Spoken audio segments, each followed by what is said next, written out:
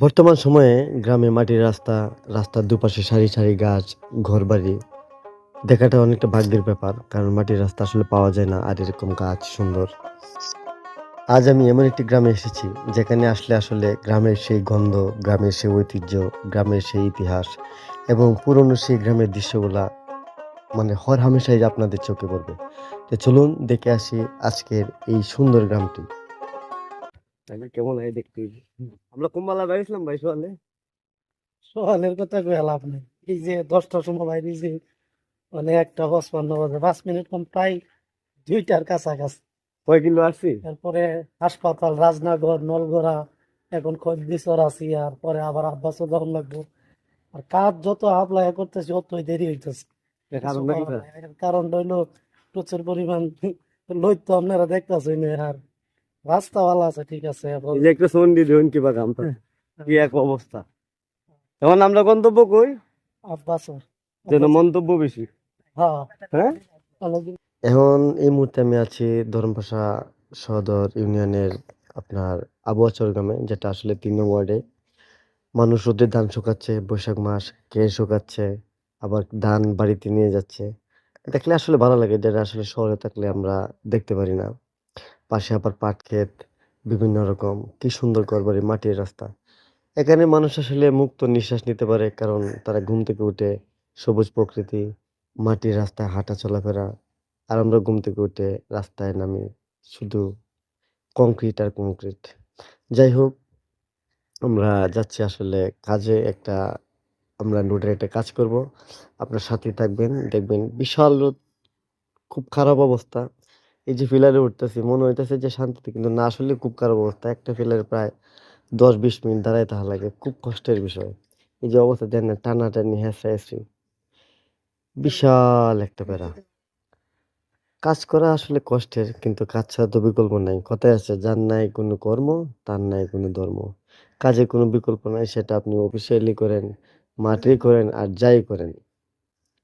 তবে আমাদেরকে বাংলাদেশে সমৃদ্ধ লাগে মানে রাখতে গিয়া সবচাইতে বেশি যারা কষ্ট করে, আমাদের কৃষক ভাইয়েরা। আর এই কষ্টের যে ফল মূলত কৃষকদের দেওয়া উচিত, এই ফলটা কিন্তু আমরা আসলে দেই না। কারণ বিশ্বের বিভিন্ন দেশে কৃষকদেরকে দেওয়া হয় আপনার ১ম সারির চেয়ার। আর আমাদেরকে কৃষকদেরকে রাখা হয় একদম শেষের সারিতে, যেটা খুবই দুঃখজনক। লক্ষ, লক্ষ হাজার, হাজার টাকা খরচ করে ধান করে পরে বিক্রি করতে গেলে দেখা যায় যে ৬০০-৭০০ টাকা। এই হইছে অবস্থা।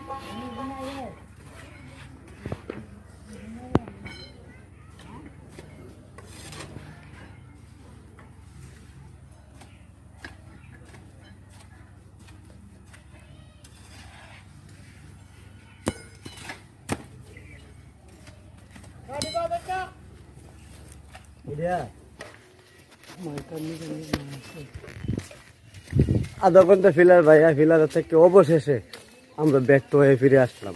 এর কারণ লাইন ঠিক হয়নি। নোট ঠিক আছে, সব ঠিক আছে, আমাদের সিগন্যাল নেই। So sad. কাস্টমারে মুখের মাঝে দিতে চায় কিন্তু আমরা লুকাই আইসে পড়ি, এই হচ্ছে অবস্থা।